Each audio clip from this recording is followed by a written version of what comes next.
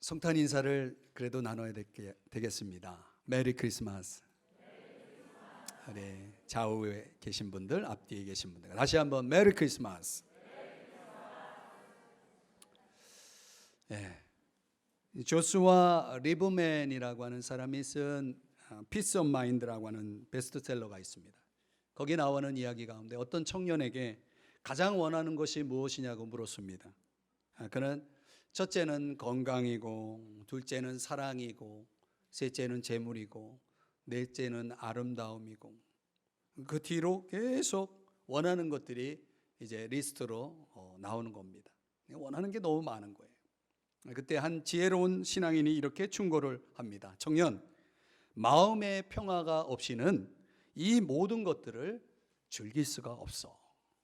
마음의 평화가 없이는 청년이 원하는 그 모든 것들을 그 어떤 것도 누릴 수가 없어 라고 이야기를 합니다. 오늘 이 성탄절 예배에 나오신 여러분들의 마음속에는 평화가 있나요? 여러분의 삶 속에는 평화가 있나요?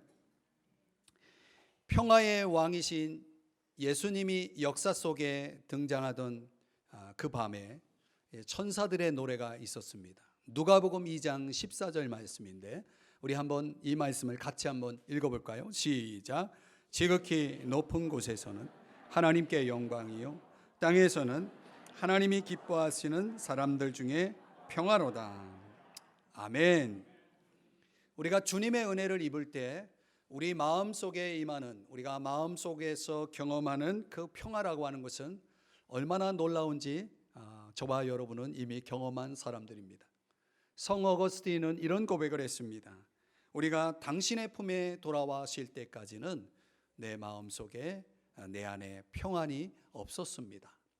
우리가 진정 평화롭기 위해서 우리에게 있어야 할 중요한 필수는 뭡니까?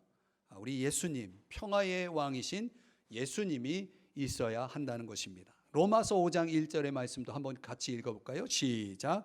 그러므로 우리가 믿음으로 의롭다 하심을 받았으니 우리 주 예수 그리스도로 말미암아 하나님과 화평을 누리자. 아멘.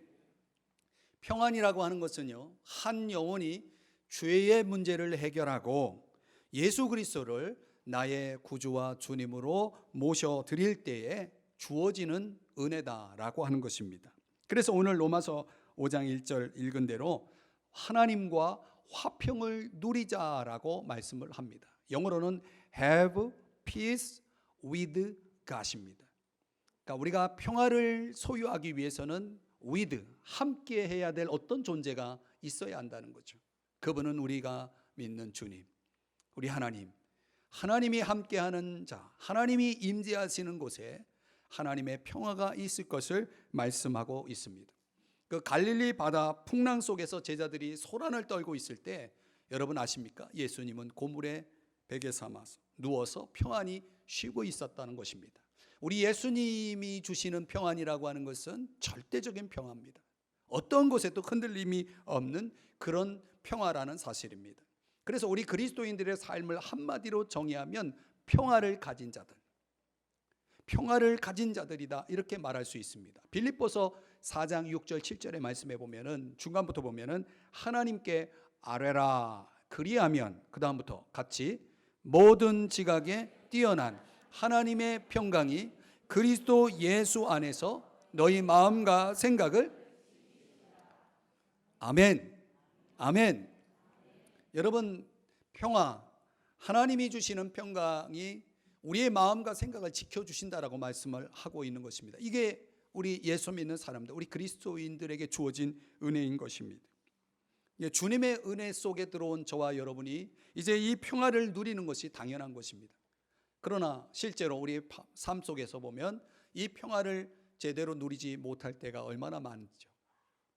저는 오늘 이 골로새 3장 15절 말씀, 이어지는 이 말씀을 통해서 저와 여러분이 이 평화, 우리 주님이 주신 이 평화를 어떻게 누릴 수 있느냐, 계속해서 이 평화를 누리기 위해서 저와 여러분에게 필요한 세 가지를 말씀해 주고 있는 것을 묵상할 수 있습니다. 그 세 가지의 비결을 함께 오늘 성탄절 이 아침 나와서 예배드리는 우리 모두와 같이 함께 은혜를 나누고자 합니다. 첫 번째는 주장하라입니다. 한번 따라 하십시다. 주장하라. 자, 오늘 성경을 보면 그리스도의 평강이 너희 마음을 어떻게 해요? 주장하게 하라라고 말씀하고 있습니다. 주장하게 하라라고 하는 이 말씀은 의미적, 문자적으로는 심판이 되게 하라, 심판관이 되게 하라, 이런 뜻입니다. 말하자면은 우리가 어떤 운동을 하게 되면, 경기를 하게 되면 그 경기를 주장하고 진행하는 심판이 있죠. 그 어떤 선수 간에 문제가 생기고 경기 플레이에 있어서 어떤 문제가 생기면 그것을 결정하는 절대자가 누굽니까? 심판이죠.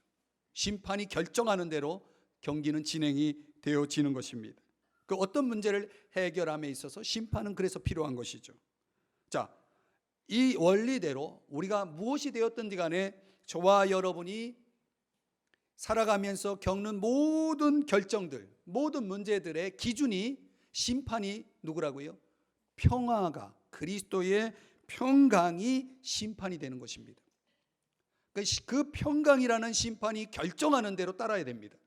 다시 말하면 평화를 이끌어내는 것이 결정의 기준이 되라는 말씀입니다. 그럼 어떤 결정을 여러분이 내릴 때에 망설일 때가 많잖아요. 그때 우리 예수 믿는 사람들은 그 어떤 문제를 결정할 때 그 결정의 잣대가 뭐냐면 마음의 평안입니다. 내 마음이 평안하면 그 어떤 결정은 올바른 결정일 가능성이 큽니다. 또 내 마음이 불안하다면, 내 마음에 평안이 없다면 내가 내린 그 결정을 유보하실 필요가 있습니다. 마음을 평안하게 하는 결정들, 이게 10중 8구 올바른 결정이 된다는 것입니다. 왜? 이런 근거로 우리 마음속에 주신 그 평강이 심판이기 때문에, 기준이기 때문에 그렇습니다. 요한복음 14장 27절 말씀을 한번 또 읽어볼까요? 같이 시작. 평안을 너희에게 끼치노니 곧 나의 평안을 너희에게 주노라. 내가 너희에게 주는 것은 세상이 주는 것과 같지 아니하니라. 너희는 마음에 근심하지도 말고 두려워하지도 말라. 아멘. 우리 주님이 무엇을 주신다고요? 평안을 주신다라고 말씀하고 있습니다. 세상이 주는 평안이 아니라 그분만이 주실 수 있는 평안. 그러니 근심하지도 말고 두려워하지도 말라라고 말씀하셨잖아요. 그분이 우리와 함께 하는데, 그분이 우리에게 평안을 주셨는데 내 마음속에 평안이 깨진다면 그것은 내가 어떤 결정, 어떤 방향, 어떤 관계 속에 있는지를 보여주는 거예요. 하나님과 우리 주님과 평화의 왕이신 그분과 코드가 맞으면 내 마음은 평화로울 수밖에 없는 것입니다. 천국이 어디 있느냐라고 하는 물음을 한국교회사의 최건능 목사님의 답을 인용해서 말한다면, 우리는 지금 이 땅에 살고 있는 동안 언젠가는 천국에 갈 것을 믿으시죠? 천국 본점은 저쪽에 있다는 거예요. 저 하늘나라에 있다는 거죠. 저 하늘나라에 있는 본점에 갈 때까지는 우리는 지점에 있어야 됩니다. 천국 지점. 그 천국 지점이 어디예요? 삼성중앙교회? 천국 지점이 어디예요? 우리의 마음속에 예수님을 모신 저와 여러분의 마음이 천국 지점인 줄 믿습니다. 우리는 천국을 볼 수는 없습니다. 아직 천국에 가지 않았기 때문에. 그러나 천국을 누릴 수 있는 줄 믿습니다. 우리 마음속에 평화의 왕으로 오신 그 예수님 덕분에 우리는 내 마음에 천국을 경험하고 누릴 수 있다는 것입니다. 전해오는 이야기에 따르면 1763년에 한 젊은 목사가 영국의 한 벼랑길을 따라 가던 중 번쩍이는 번개와 그 엄청나게 쏟아지는 비를 피하려고 동굴 안으로 피신을 했다는 겁니다. 그 동굴 안에서 내려다 보이는 협곡을 보면서 또 그 안전한 피난처를 찾게 해주신 하나님의 은혜를 묵상하면서 그는 하나님의 감동하여서 시를 쓰게 됩니다. 그 시의 시작은 이렇게 시작됩니다. 만세반석 열리니 내가 들어갑니다. 그는 목사에게 성경 구절 출애굽기 30장, 33장에 나오는 그런 내용을 떠올리면서 하나님께서 바위 틈에 모세를 숨겨두고 그리고 지나가시죠. 등만 보여주시죠. 그리고 모세 두려워 떠는 그 모세를 향해서 이렇게 말씀하십니다. 내가 친히 너와 너희와 함께 가리라. 이렇게 말씀하시죠. 이 말씀을 떠올리면서 그는 이 만세반석 열리니 내가 들어갑니다. 이 찬송시를 기록하고 쓰면서 하나님의 은혜를 다시 한번 받았다는 것입니다. 사랑하는 여러분, 삶 속에서 저와 여러분도 많은 풍랑을 만날 수가 있죠. 그러나 여러분, 우리가 하나님을 찾고 그 우리의 피난처이신 하나님 안에 숨을 때, 그 안에 거할 때 저와 여러분의 그분의 임재 속에서 주어지는 평안을 누리게 되는 줄 믿으시기 바랍니다. 그렇기 때문에 오늘 말씀처럼 저와 여러분은 이 평안이 주장하는 대로 살아야 됩니다. 평안이 주장하는 대로 결정해야 됩니다. 평안이 주장하는 대로 순종해야 됩니다. 평안이 주장하는 대로 관계를 맺고 살아가야 될 줄 믿습니다. 평강이 심판이 되게 하십시오. 두 번째, 평안을 누리기 위해서 저와 여러분에겐 한 몸이 되라고 말씀하고 있습니다. 15절 말씀을 다시 보시면 중간에 너희는 평강을 위하여 한 몸으로 부르심을 받았나니 이렇게 말씀합니다.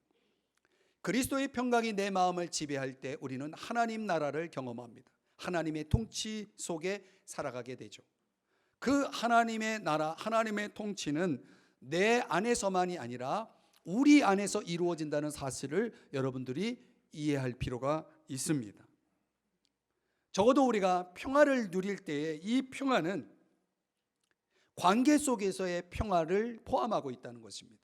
그래서 고린도전서 7장 15절 말씀에 보면 하나님은 화평 중에서 너희를 어떻게 했다고요? 부르셨느니라 라고 말씀을 하고 있습니다. 하나님이 우리를 구원하신 최후의 목표는 평강입니다. 평강하라고 평안하라고 우리를 부르셨습니다. 나만? 아니죠. 우리. 그래서 내 안의 평화가 곧 너희의 평화가 된다는 사실을 여러분 이해하셔야 됩니다. 그래서 오늘 성경에서 뭐라고 말씀하냐면 한 몸으로 부르셨다라고 말씀하고 있습니다. 이 평화가 한 몸의 평화가 되도록 하라는 말씀입니다. 국영수를 못하는 학생에게 한 선생님이 화를 내면서 넌 도대체 뭐하는 녀석이냐? 주제도 모르고 분수도 모르고 영문도 모르는 놈아. 이해를 하고 웃으시는가요? 외국어가 아닙니다. 여러분, 우리 믿는 사람들이 다른 건 몰라도 하나님이 나를 부르셨다라고 하는 이 부르심에 대한 이해는 얼마나 중요한지 모릅니다. 오늘 우리가 읽은 말씀처럼 부르심의 성격은 한 몸입니다. 목적은 우리를 하나 되게 하시는 것입니다. 그렇기 때문에 고린도전서 12장 13절에서는 한 성령으로 세례를 받아 우리가 한 몸이 되었다라고 말씀하고 있고요. 고린도전서 12장 25절에서는 몸 가운데에 분쟁이 없고 오직 여러 지체가 어떻게 해요? 서로 같이 돌보게 하셨느니라. 아멘. 이게 한 몸이죠. 분쟁이 있을 수 없는 거고 한 몸이 되었기 때문에 서로를 같이 돌보지 않으면 안 되는 것입니다. 그 대원리입니다. 에베소 2장 13절 14절의 말씀에 보니까 우리가 전에는 멀리 있었는데 그리스도 예수 안에서 그리스도의 피로 십자가의 피로 가까워졌다. 그리고 14절에서는 다 같이 함께 읽어봅니다. 시작. 그는 우리의 화평이신지라 둘로 하나를 만드사 원수된 것 곧 중간에 막힌 담을 자기 육체로 허시고. 아멘. 둘로 몇 개를 만들었어요? 하나를 만들었다. 여러분, 오늘 이 부르심의 근거가 뭡니까? 그것은 십자가에서 우리를 위해서 이루어 놓으신 위대한 일이 있다면 그것은 다름 아닌 하나를 만든 것입니다. 평화죠. 그래서 우리 믿는 자들의 모임은 평강한 곳이어야 한다는 것입니다. 로마서 12장 12절의 말씀에도 할 수 있거든, 제발 할 수 있거든, 너희로서는 모든 사람과 더불어 화목하라 라고 말씀을 하고 있는 것입니다. 적어도 우리가 평화의 왕이신 예수님께서 우리 안에 들어와서 우리를 통치하고 있고 나를 통치하고 있다면, 그분이 통치하는 공동체라면 저와 여러분에겐 평화의 교제가 가능합니다. 그리고 그 평화의 교제를 통해 우리는 더더욱 하나가 되어 나가야 될 줄 믿습니다. 여러분의 가정이 하나 되길 축복합니다. 우리 교회가 하나 되길 축복합니다. 이 민족이 하나 되기를 축복합니다. 세 번째로, 평화를 누리기 위해서 우리에게 필요한 것은 감사하라입니다. 한번 따라 하십시다. 감사하라. 여러분, 심리학자인 알버트 앨리스라고 하는 사람이 이런 말을 하더라고요. 세상살이를 힘겹게 여기는 이유가 있는데 그 이유가 세 가지 믿음 때문이다 라고 말을 합니다. 세 가지 믿음이 있기 때문이다. 세상살이가 힘든 이유가 뭐냐? 첫 번째는 나는 성공해야 해 라는 믿음 때문이다. 이것 때문에 스트레스 많이 받죠? 나는 성공해야 한다는 믿음 때문에 사람들은 세상살이를 힘겨워한다는 것입니다. 또 두 번째는 누구나 나에게 잘 대해 주어야 해, 누구나 나를 잘 대해 주어야 해 라는 믿음 때문에. 여러분 주변에 있는 사람들이 다 여러분을 좋아할까요? 열이면 열 모두가 다 여러분을 좋아할 수 있을까요? 만약 10명 중에 1명이 여러분을 미워한다면, 여러분을 힘들게 한다면 여러분들은 행복합니까? 불행합니까? 제가 어려운 질문을 던졌나요? 얼마나 많은 사람들이요, 나를 좋아하는 9명보다는 나를 미워하는 한 사람 때문에 불행하다고 생각되는, 그렇게 생각하며 사는 사람들이 얼마나 많은지 모릅니다. 여러분, 이 믿음은요, 우리를 세상 사는 데 있어서 힘겹게 만드는 이유가 된다는 것입니다. 세 번째는 뭐냐면, 세상은 반드시 살기 쉬워야 한다라는 믿음 때문이다, 이렇게 말을 합니다. 여러분, 혹시 저와 여러분이 이런 믿음으로 살기 때문에 세상살이가 힘겹고 또 우리 마음속에 감사가 떠나 있지는 않는지요? 오늘 성경을 한번 보실까요? 3장 15절에 보면은 너희는 또한 어떤 사람이? 감사하는 사람이 되라. 저는 이 성경 3장 15절을 말씀을 준비하면서 평강을 이야기하다가 왜 감사라는 단어가 등장할까? 또한 감사하는 자가 되라라고 하는 이유가 뭘까 생각을 해보니, 감사의 마음이 있어야 평강의 열매가 자라는구나 라는 것을 깨닫게 되었습니다. 엄마가 아이에게 식사 기도를 시켰습니다. 어린이가 평소 어른들이 하는 것처럼 아주 기도를 열심히 잘 드리는 이 아이의 감사의 기도를 한번 들어보십시오. 하나님, 맛있는 밥과 미역국을 주셔서 감사해요. 그리고 스테이크와 갈치조림, 계란 후라이, 김치, 김을 주셔서 감사드려요. 그리고 근데 다음 기도가 안 나오는 거예요. 엄마가 눈을 뜨니까 걔도 눈을 뜨고 있어요. 그러면서 이 아이가 눈을 떠서 엄마에게 이렇게 말합니다. 엄마, 난 오이 냉채는 빼고 기도하면 안 돼요. 솔직히 오이 반찬은 싫은데 그랬다는 겁니다. 여러분, 우리도 오이 냉채는 빼고 기도하면 안 돼요처럼 뭔가 빼야 감사하면서 살고 있지는 않는지, 그 빼야 할 것 때문에 여러분, 혹 저와 여러분에게 감사가 사라졌다면, 그래서 평강을 잃어버렸다면 거꾸로 우리는 그 빼지 말라는 거예요. 이렇게 감사하는 사람이 있더라고요. 세 가지 이유 때문에 감사한다는 거예요. 첫째는 많아서 감사, 두 번째는 있어서 감사, 세 번째는 없어서 감사.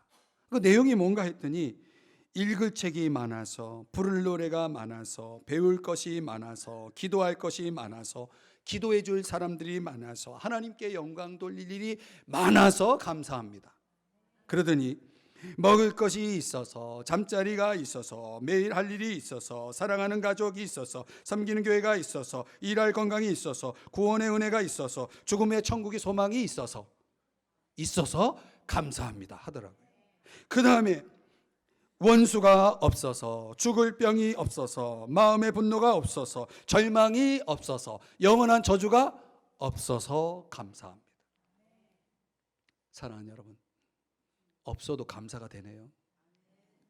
여러분, 우리는 얼마나 많은 것이 있고 또 얼마나 많은 것이 없습니까? 얼마나 많은 것이 또 우리에게 주어져 있습니까? 그런데도 왜 우리는 이렇게 감사가 인색할까요? 말씀을 정리합니다. 아침에 잠에서 깨고 잠깐 눈을 감고 짧게 이렇게 기도를 합니다. 주님, 오늘 하루 선물 주셔서 감사합니다. 오늘 제가 눈을 뜨게 해주신 거 감사합니다.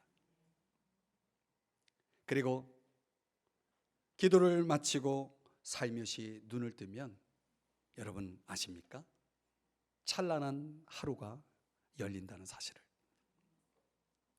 여러분, 우리는 날마다 오늘이라는 선물을 하나님께 받으면서 살아갑니다. 오늘은 생명입니다. 오늘이 없다는 것은 곧 생명이 없다는 것입니다. 내일은 아무도 모릅니다. 오늘이라는 하루가 우리에게 주어지면서 여러분 아시나요? 예수님의 별명 임마누엘, 하나님이 우리와 함께 계신다.